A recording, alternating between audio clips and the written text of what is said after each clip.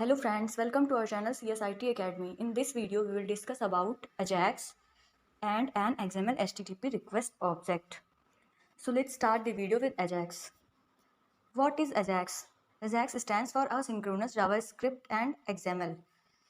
AJAX is not a programming language. AJAX is a way of using existing standard JavaScript and XML to make more interactive web applications.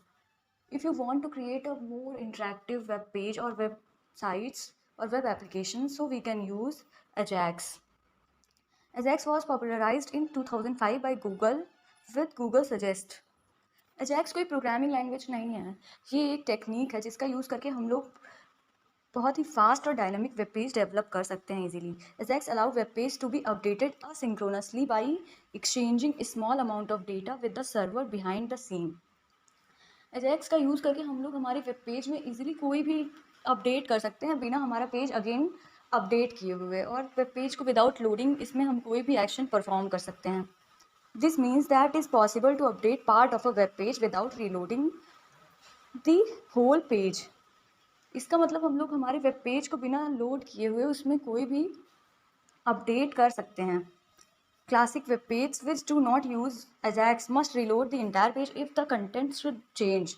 बहुत सारे web page ऐसे होते हैं जिसमें हम लोग Ajax का यूज़ अगर नहीं करते हैं तो उसमें हमारा पूरा पेज फिर से रीलोड होता है कोई भी एक्शन परफॉर्म करने के लिए. Ajax का यूज़ करके बहुत सारे एप्लीकेशंस डेवलप हुए हैं just like Google Maps, Gmail, YouTube and Facebook tab. And now we will discuss about the working of Ajax. So सबसे पहले स्टेप 1 में an event occurs in a web page. कोई भी इवेंट हमारे web page में occur होगा, the page is loaded और button is clicked. जैसे हम लोग कोई अनदर पेज लोड कर रहे हैं और किसी बटन पे हम लोग क्लिक कर रहे हैं. After that an XML HTTP request object is created by JavaScript. जब हमारा इवेंट अकर हो जाएगा उसके बाद हम लोग एक XML HTTP request object create करेंगे with the help of JavaScript, and ये सारा वर्क हमारे ब्राउज़र में परफॉर्म होगा. And in the third step, the XML HTTP request object send a request to a web server. फिर जो object हम लोग क्रिएट किए हैं उसके थ्रू हम लोग हमारे सर्वर से रिक्वेस्ट करेंगे. एंड स्टेप 4 में the server processes the request, and after seeing the request the server will respond. The server sends a respond back to the web page. Server हमारे वेब पेज पे respond करेगा. The respond is ready by the JavaScript, and JavaScript का use करके हमारा respond ready हो जाएगा. After that the proper action is perform by JavaScript. ये थी हमारी अजैक्स की वर्किंग जो कि ब्राउज़र एंड सर्वर के बीच HTTP रिक्वेस्ट ऑब्जेक्ट के थ्रू परफॉर्म की जाती है. एंड नेक्स्ट हम लोग समझेंगे कि HTTP रिक्वेस्ट ऑब्जेक्ट क्या होता है. The XML HTTP request object can be use to exchange data with a server behind the scene. हम लोग सर्वर से डेटा रिक्वेस्ट या एक्सचेंज करने के लिए XML HTTP रिक्वेस्ट ऑब्जेक्ट का यूज़ करते हैं. This means that is possible to update part of a web page without reloading the whole page. Ajax में main role XML HTTP request object का होता है जिसका यूज़ करके हम लोग हमारा कोई भी एक्शन परफॉर्म कर सकते हैं हमारे वेब पेज में without loading the whole web page. अब हम लोग समझते हैं कि कैसे एक XML HTTP रिक्वेस्ट ऑब्जेक्ट को क्रिएट करते हैं. All modern browser like Chrome, Firefox, Edge, Safari, Opera have a built-in XML HTTP request object. जितने भी स्टैंडर्ड और मॉडर्न ब्राउज़र्स हैं उसमें already XML HTTP request object create होते हैं.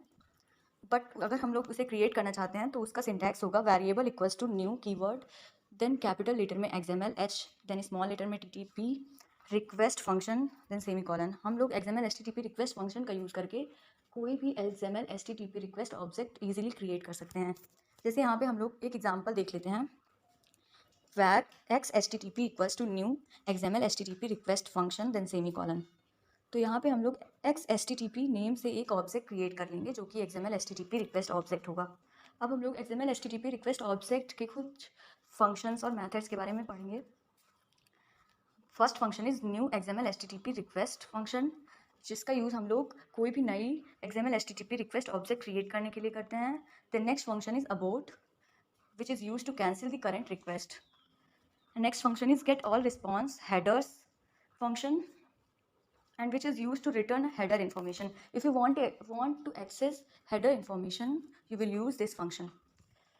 The next function is get response header method, which is used to return a specific header information. अगर हम लोग कोई स्पेसिफिक इन्फॉर्मेशन हमारे हेडर से एक्सेस करना चाहते हैं तो उसके लिए हम लोग गेट रिस्पॉन्स हेडर मेथड का यूज़ करेंगे, and for accessing the whole header information we will use get all response headers method.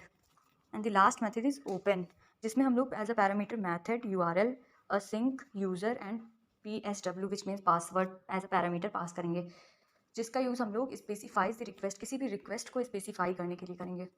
And इसमें मेथड की वैल्यू गेट और पोस्ट होगी, एंड URL में जिस फाइल को हम लोग एक्सेस करना चाहते हैं, एंड असिंक्रोनस की वैल्यू में हम लोग ट्रू पास करेंगे, जिससे हम लोग असिंक्रोनसली हमारे डेटा को एक्सचेंज करते रहें without reloading the whole page. And user में हम लोग ऑप्शनल यूज़र नेम दे देंगे, एंड पासवर्ड में ऑप्शनल जो भी हमारा ओन पासवर्ड होगा वो पास कर देंगे। तो ये थे XML HTTP रिक्वेस्ट मैथड्स। अब हम लोग XML HTTP request object properties के बारे में समझेंगे। Then property 1 is on ready state change, which is used to define a function to be called when the ready state property change।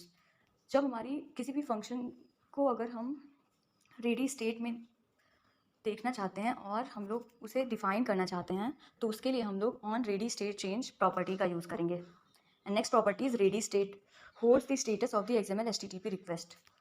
ये property जो भी हमारी XML HTTP रिक्वेस्ट है उसका स्टेटस होल्ड करती है। जैसे अगर 0 है तो उस which means request not initialised, and if the value of ready state is 1 then server connection is established, and 2 value is request received, and if the value is 3 then processing request, and the last ready state property value is 4, which means request finished and the response is ready। And next property is response text, which means returns the response data as a string। हम लोग इस property का use करके उस XML HTTP request object का data string के format में access कर सकते हैं। And next property is response XML। ये भी हमारी जो भी XML HTTP रिक्वेस्ट ऑब्जेक्ट है उस फंक्शन के साथ यूज़ होती है। हमारा जो डेटा है और रिस्पॉन्स है वो हम XML डेटा के फॉर्मेट में देख सकते हैं इस फंक्शन इस प्रॉपर्टी का यूज़ करके। And next property is status, which is used to return the status number of the request, just like 200 if the value of status is 200, which means okay, and if the value of status is 403 then which means forbidden। So friends, ये थे XML HTTP request object property and methods.